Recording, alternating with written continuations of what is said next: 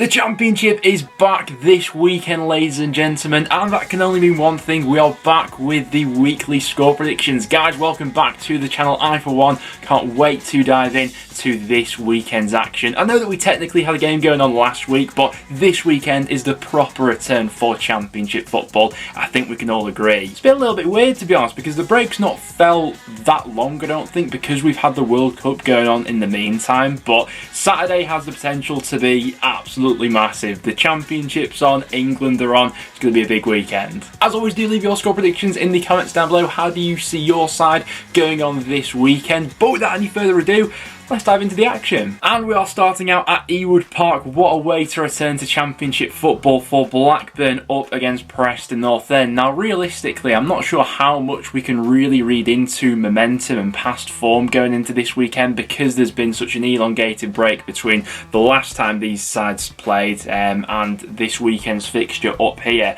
It is quite a battling return to action, a local derby, and I'm hoping that both teams will be chomping at the bit to go ahead and get going. Obviously, teams have been playing behind closed doors and, you know, building up their fitness back up in friendlies and things like that. But the competitive stuff, I think this is a pretty hard game to read. I do have a little bit of a bad feeling about this one, given how Blackburn have been going in the league. The fact that they have been this quite all or nothing side so far. You know, the fact they've not drawn a match this far into the season is absolutely ridiculous. But Preston, even with the inconsistencies that we've had so far this season, aren't a million miles away from Blackburn at the moment. You know, particularly if we were to go ahead and win this one. But something in the back of my mind, maybe the fact that we've lost our last two games against Blackburn, I've got a bit of a bad feeling about this weekend, I have to admit. And for a score prediction, I think Blackburn may take this one with home advantage. 2-1 Rovers, I'm going to say for that one, reluctantly. Next then, we're heading for Rotherham up against Bristol City. Another pretty tough game to call. There's not been all too much between these two in terms of the points tally between them at the moment. It is Rotherham who are higher, but just by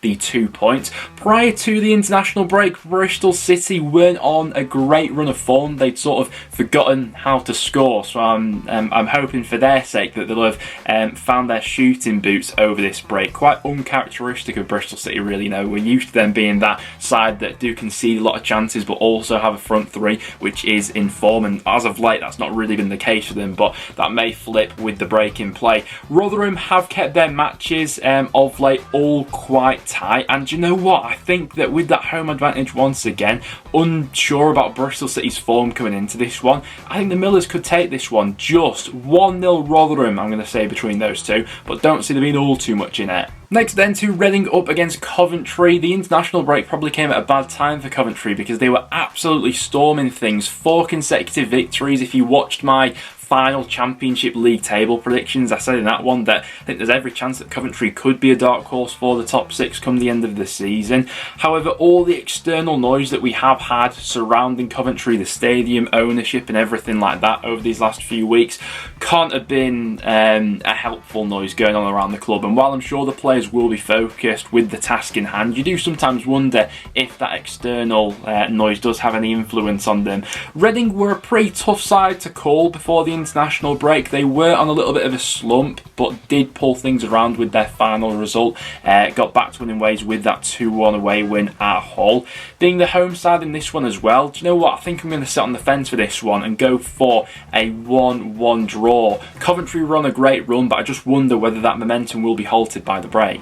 Next then, to Blackpool up against Birmingham. Blackpool really not on a good run of form before the international break. They've had all those weeks to sit on that performance against Wigan, losing that one in the manner in which they did. Can't have been great, and it does feel like if they lose this one especially, things really could get a little bit toxic in Bloomfield Road towards Michael Appleton. Blackpool haven't had a great home record this season either, which I think is worth pointing out. They've actually got the 23rd. They're 23rd in the table for their home record this season. Only Wigan have picked up fewer points at home than Blackpool have. Birmingham have also been a pretty handy side on the road so far this season as well, like the general direction in which they're trending under John Eustace.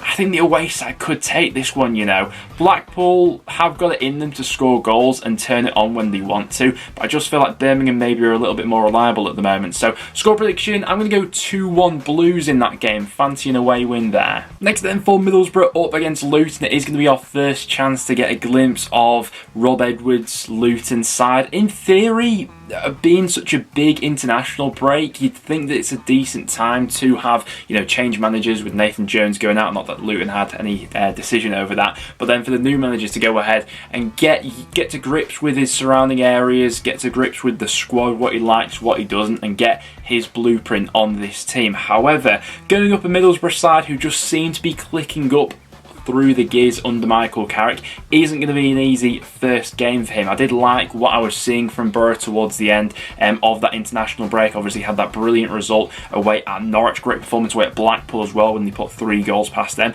and just seemed to be building up a little bit of momentum and looking like the Middlesbrough that we all thought we'd see from the start of the season under Chris Wilder. Long term, I'm excited to see what Edwards can do at Luton, but I think Michael Carrick and Middlesbrough could take this one. 2-1 Middlesbrough, I'm going for that one, but once again pretty tight.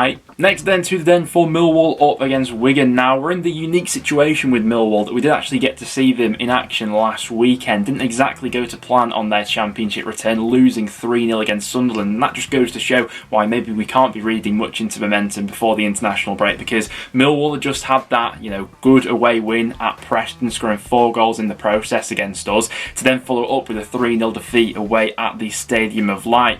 Did seem a little bit of a game of two halves, and in the second half just got away from Millwall with some quite slack defending that Sunderland took advantage of. From a Wigan point of view, I am fascinated by the Toure appointment, and I can't wait to see how this unfolds for the remainder of the season. But a Millwall side back at the den, desperate to bounce back. I could see Wigan snatching a point from this one, you know. They have been decent value for money on the road all season.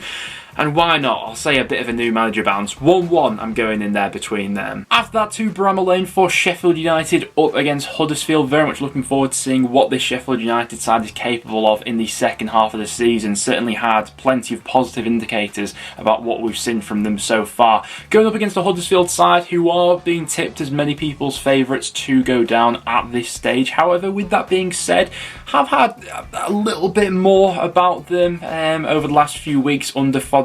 Obviously, they have tightened up that defence and have offered, you know, something from counters, set pieces. And to be fair, we have seen, you know, a few of those matches towards the end, leading up until that international break, where Sheffield United weren't fully taking advantage of those sides who we, you know, probably expected them to easily put away. Nothing is a given in the Championship. With that being said, I do think it is the home side who are the overriding favourites in this one, and I think they probably take the 3 points too. Score prediction time, I'm going to go 2-0 Sheffield United for this game, but nothing would surprise me in this league. Next then for Stoke up against Cardiff. I'd say there are a few parallels that we could draw between Stoke and Cardiff so far this season. There's not been that much to separate them in terms of a points telling where they are in the table. Stoke sitting 17th at the moment, Cardiff sitting 19th, and there has been a feeling of frustration probably around both clubs, you know, with Stoke doesn't fully feel that Alex Neil has got everything that he wants there, and it has been a little bit of a bumpy ride since he's come in, and quite similarly with Cardiff, you know, how they sort of handled that managerial change for themselves. Stoke haven't been great at home so far this season, but probably quite equally to that, Cardiff also haven't been that prolific on the road either. It's not a game where I see a bunch of goals being scored, but Stoke have surprised me from that angle before.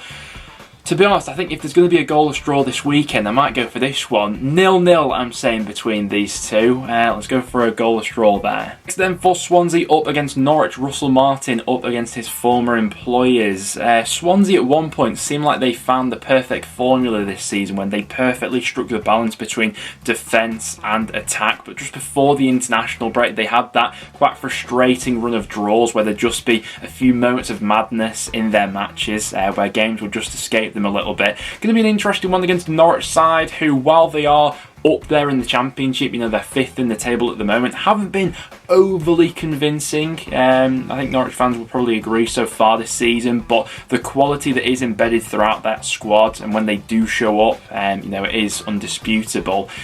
This first weekend back, I'm really struggling to separate some of these sides, and for the sake of it, I'll go for a couple results which could rock the boat a little bit. In this one, I'm going to back Swansea, you know, 2-1 Swansea with their style of play to just suffocate Norwich with that much possession. Next then for QPR up against Burnley. Burnley, who are obviously going really strong in the Championship at the moment. A lot of people's picks to go all the way and actually win the league this season probably have looked like the most cohesive unit under Vincent Kompany up until this point. And like I was saying on the video a couple of days ago, with Scott Twine to add back into that mix for Burnley. They really could be a scary proposition in the second half of the season. Going up against the QPR side, who there are quite a few unknowns about at the moment. As of recording, they're still sounding out the new manager in that managerial process as they hunt for Beale's replacement.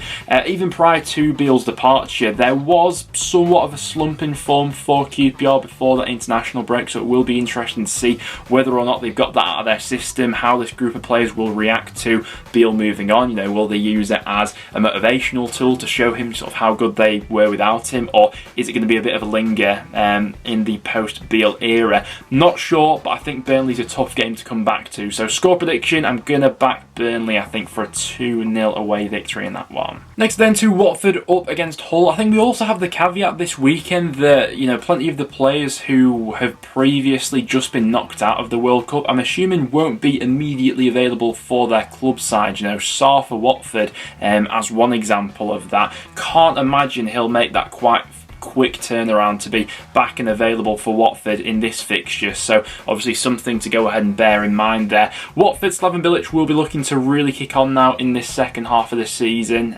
They are certainly in the automatic promotion race, certainly have a squad which is good enough to go ahead and do that. Up against a Hull side who Liam Rosenior will be tasked with guiding them away from the relegation zone. I think over this break the Hull squad's been on sort of tour in Turkey, haven't they, with the owner, so we'll see if that will reap any sort of benefits for them. For a prediction in this one though, I think I'm just going to go with the strength of Watford, but Hull could well throw a spanner in the works here. Going to go 2-0 Watford though, I fancy them in this one I think. After that for Sunderland up against West Brom, this is the Monday night game that we've got going on in the Championship this week. Obviously Sunderland we did get a taster of last weekend up against Millwall, a fantastic return to Championship football at that as well. 3-0, looked a little bit of a strange game in the end really. First half Sunderland didn't seem to be completely at it, but came out in that second half like a different team. Obviously Ellis Sims, a player who seems to have rediscovered his confidence now after getting back from that injury. We spoke about Sunderland as potential dark horses in that prediction video that we did a couple of days ago for the top six, and I do think there is something in that with returning players coming back for this second half of the season. Obviously that Millwall game has come too soon, or did come too soon, for the likes of Ross Stewart and Daniel Ballard, but getting those two back and integrated into that 11 will be absolutely huge. Going up against the West Brom side who did slowly seem to be turning a corner under Carlos Corberán with a few results before the international break themselves. Will the new manager bounce have worn off by now though? We'll wait and see, and we'll see if West Brom are the real deal in this second half of the season. For a score prediction, do you know what? I'm fancying Sunderland to make it 2 wins out of 2. 2-1 Sunderland I'm going to back for this one, but yeah, that'll be an interesting one. Well guys, there we have it. That will now wrap it up for today's video. Thank you very much for tuning in. Make sure to get your score predictions in the comments down below. What do you see happening on this return to action in the Championship? We've got some cracking matches coming up this weekend. As always, if you did go on to enjoy, make sure to leave a like and do stick around for some regular Championship content. And I'll see you all in the next one.